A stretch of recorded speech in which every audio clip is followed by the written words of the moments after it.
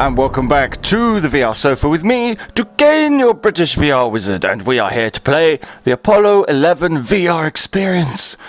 And I love space. A wizard is all about space. I love physics, I love particle physics, I loved doing science at school and at college. It was amazing. So I'm really looking forward to this, and the moment I saw it, I thought this would be something really nice to get through. I think it's actually a sort of mini film. It's like a documentary. So I'm really hoping that we can sort of learn stuff together, because it should be really incredible to just see all of this stuff as if I'm there. Oh, interactive. Take control during docking, landing, and moonwalking. Well, yeah.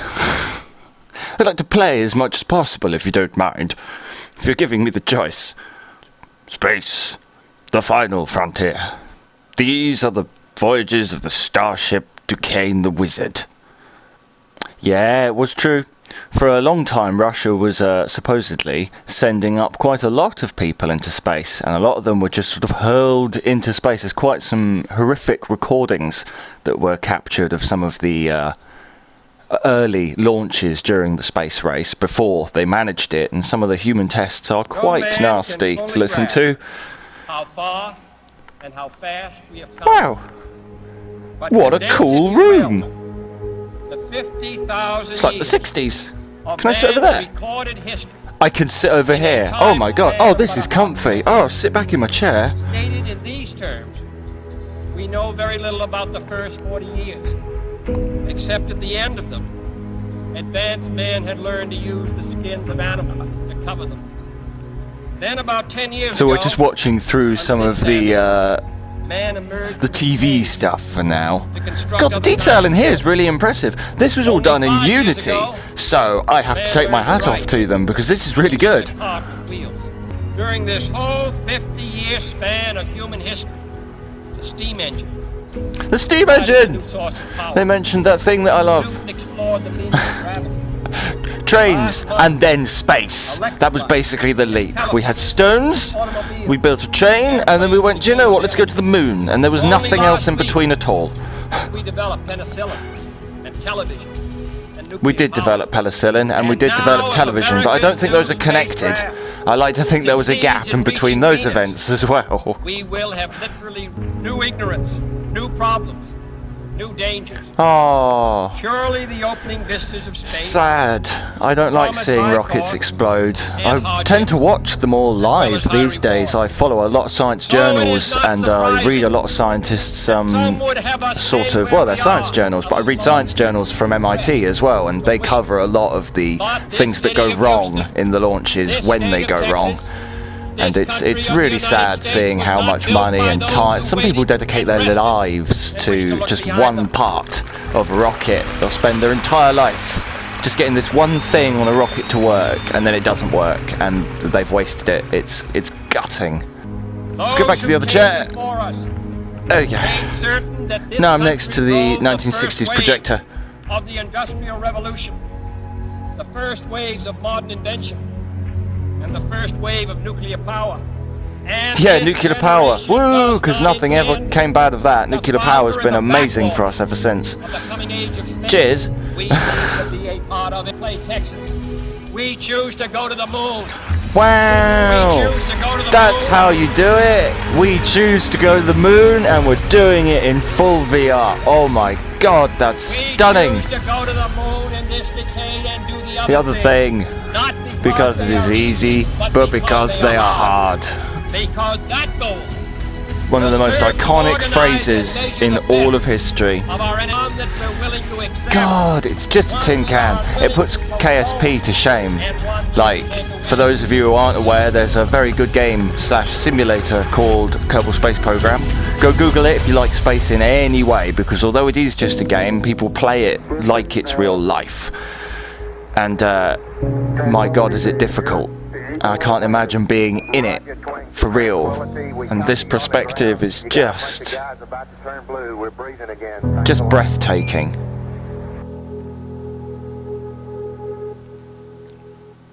Like, fear kicks in, doesn't it, after a certain amount of time? You just go, I'm a long way from Earth.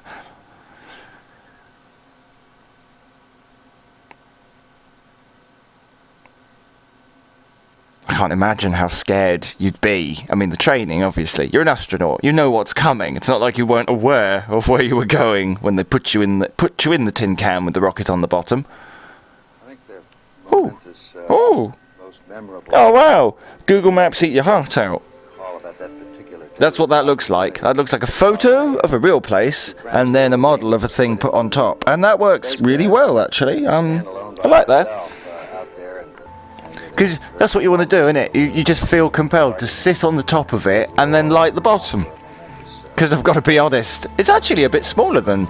Obviously, it's smaller than ones we use today. But that is considerably smaller than the SpaceX one. The Falcon.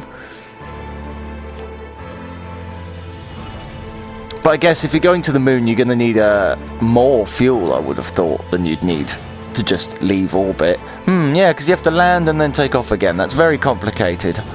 Oh, we actually get to go in with them? I hope so. We had a 90% chance of getting back safely to Earth on that flight, but only a 50-50 chance of making a successful landing on the first attempt. There's so many unknowns in that. Those are stats for you, aren't there? That's not what you want to be talking about as you go in. Oh, there's a 90% chance we'll make it back alive, but about a 50% chance we will actually land on the moon and live. So it's like, that's a dodgy statistic to be looking at. See, this is what I was saying. I'm so glad we get to see this bit. But that's that pin. You're not in the rocket, you are on top of the rocket. You know, you are literally at the very point. All that fuel underneath you. For some reason it feels worse. If you were like in the middle, I'd feel more contained, but it's because you're just on the top. Oh my god. Wow. I've got a spacesuit and a body. Oh, it's great to have a body again. I've missed you.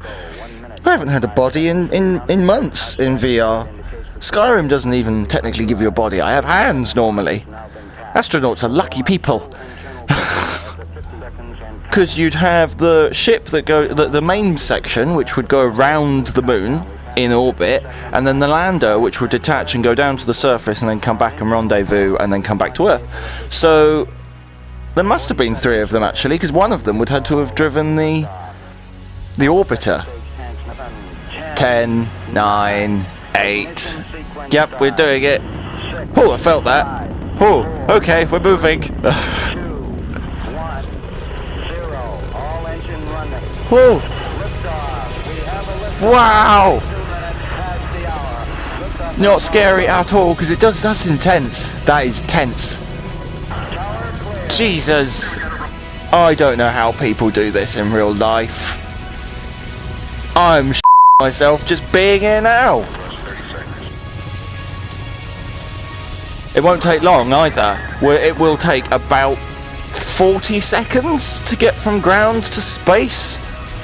I like that button. The abort button. Why have you put that in front of me? Oh god. And we start to tilt over slowly to try and push our orbit out. Get a decent orbit with Earth first, I assume. Wow. Velocity 2,195 feet per second. 2,090 feet per second. Jesus. Houston, thrusters go, all engines, you're looking good. That is stunning. Everyone with a VR headset, go try this, because it's an experience and a half. It's a bit better than being in a plane. F*** me. Bravest people on Earth. Set 8 miles downrange, 12 miles high. Velocity 12 miles. This is it, 12 miles, and you're here. Because the atmosphere goes way, way out. Like the idea that people have of Earth, sort of, the actual bit we live on, you know, ground to space, is very thin around the planet. Breaking free of air is not difficult. You know, there are mountains that poke through the air layer, but getting out to the troposphere, the stratosphere, like we're still in that, that's incredible. And orbit. That's so peaceful. It's absolutely silent. Oh! Cause gravity. Oh yeah, totally. I mean, I can't feel it because I'm sat on my sofa. But it looks very fun. Do you want that back? That's your pen, isn't it? Do you need that to write down important things? Earth orbit. Jesus, see that's almost exactly my point. It takes what, 40 seconds to get up and out of the sort of into the upper layers of the atmosphere. It takes 2 hours to get a decent Earth orbit and get yourself ready to go around and off to the moon and do that burn. Because I'm assuming I'll be on there for that, for the separation and then the burn to drag orbit out towards the moon and then circularize. Because that's what I'm curious to see. I don't know how they did that part. I'm assuming the lander would have to break off and then they'd have to put it on the back, rotate the ship and burn in the opposite direction to slow back down again to regain orbit. Otherwise you'd end up sort of jetting off into space. So we'll have to slow down coming into the moon, then reorbit, slow down again, drop the lander. Good God. That is amazing. I can't believe they've done this so well. That's Earth. That is Earth. Because even in orbit, you can't see very much of it at once. It's a bit head hurty how big Earth is comparison to us. I know that sounds silly, but even in the ISS station, it's almost like a photo going by in a circle. Because you can't see much of the planet at once. You'd need to be so far away from it to do that. I've lost track of the lander, the bit I'm meant to be in there. Oh, there it is. Right, it's full circle. Hey, and off to the moon. I mean, what are we doing about now? 20, 30,000 meters per second? But it is ridiculous. We're showing velocity 35,570 feet per second. There you go. 2,570 feet per second. But I don't do it in feet, I'm afraid. So that kind of lost me. We're in meters per second over here. See? We're in the top. You can't see me pointing, but we're in the top of that. Like, who would in their own right put their entire lives on the point of a pin in space?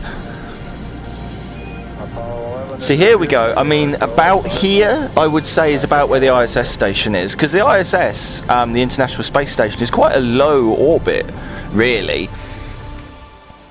That's why it gets such good photos. Cool. See, and that's it now. Now we just wait. Because it's bizarre that we don't have to burn all the way to the moon. You just burn once, and that drags your orbit out, and then you just leave it. And then you can just drift and hope that all your calculations are correct, and you'll drift to exactly where you're supposed to be at the exact moment you're supposed to be there to burn in the opposite direction and slow down and land. So you'd have to have some serious trust in the scientists planning everything. Wait, oh, you will be... oh, great, we get to play some. Excellent, we're going to do the landing part. So recenter, translate, left, right, up, down. This should be easy, if I'm honest, because I've done some very complicated versions of this, which are near on lifelike simulations. Yeah, they did have to take it out and spin it round. That's exactly what happened. Good on me for thinking so. I'm proud of myself now. Because I was expecting that the part we're looking at will have that bit there will have to come off, rotate round, and then clip back on. Otherwise it wouldn't work. You wouldn't be able to get back again.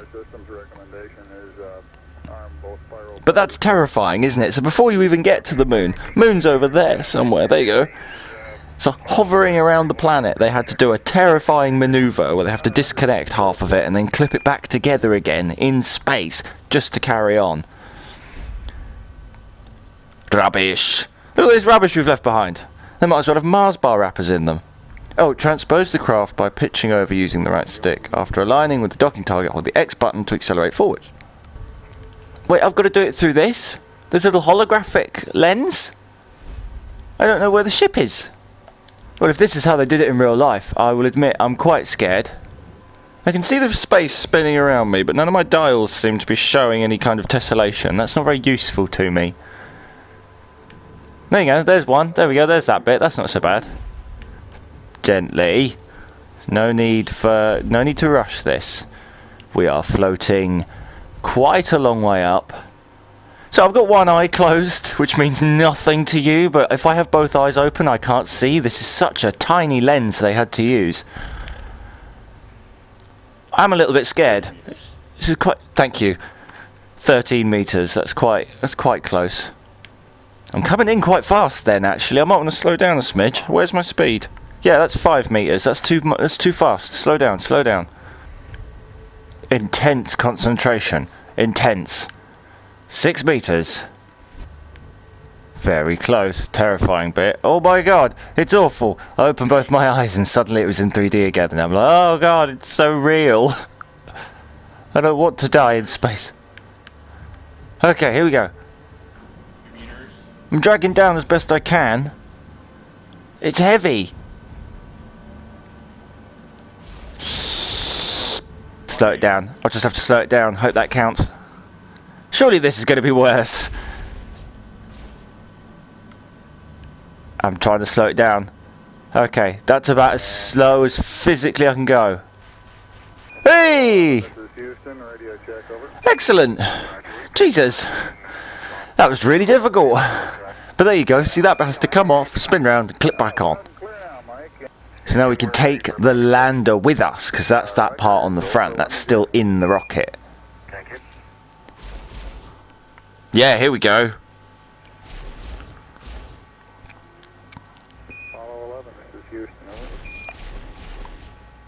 Core.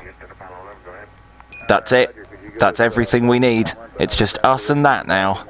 All this, although half of it's floating around Earth still, all the rocket part was just to get that tin can and some tin foil in a box shape into space. My God. I mean, I want to say, oh, I'd love to do this. Space is so awesome. But deep down, I don't know if I could. It would be, you'd need such cojones to hop in a rocket. 4 days later, 87 miles, just about, from the moon, I would assume, obviously. 87 miles from the surface of the moon. Ah, I'm gonna get to see a lovely sunrise. A moonrise. Still a sunrise, but on the moon. Burning, skin's burning, deep radiation, cosmic rays cutting through my body, eyes peeling out of my skull, and I'm dead. Why am I here with no spacesuit? At least a lens over my eyes. It is astounding to think that this all happened so long ago as well. I mean, so long ago. It wasn't really that long ago, but we're only just about sort of these days, these very weeks, planning to go back to the moon as a sort of as a species. And that's only really if we get if as a scientific thing it gets funding. I don't think there's much likelihood that we'll end up going back to the moon for a very long time, because there's no need to, really. I'd love to mine it. In my dreams, it's like Elon Musk, get a load of JCBs on a rocket, send them to the moon and let them go and just start selling it off. As sad and as very, very unspacey as that sounds, wouldn't it be cool to start mining the moon? And mining asteroids, it's not as completely out there as it seems these days. The technology exists, it's just getting it all in the same place at the right time. Though a lot of the technology that you can see here is we're still using today in a funny kind of way. There's not been a huge amount of change in scientific endeavours in space.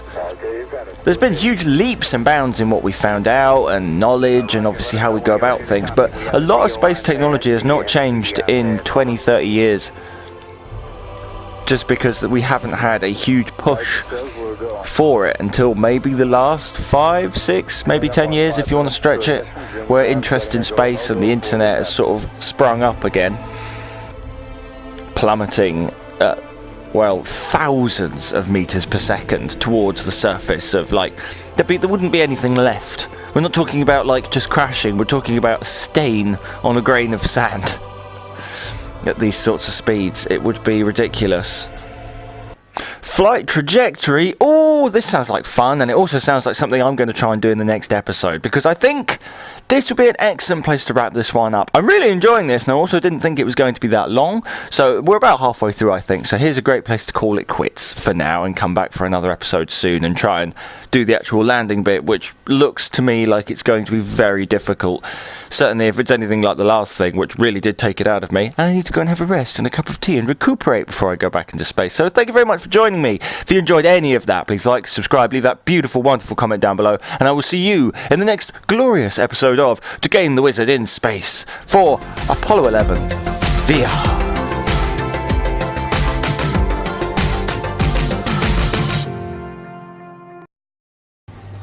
Goodbye.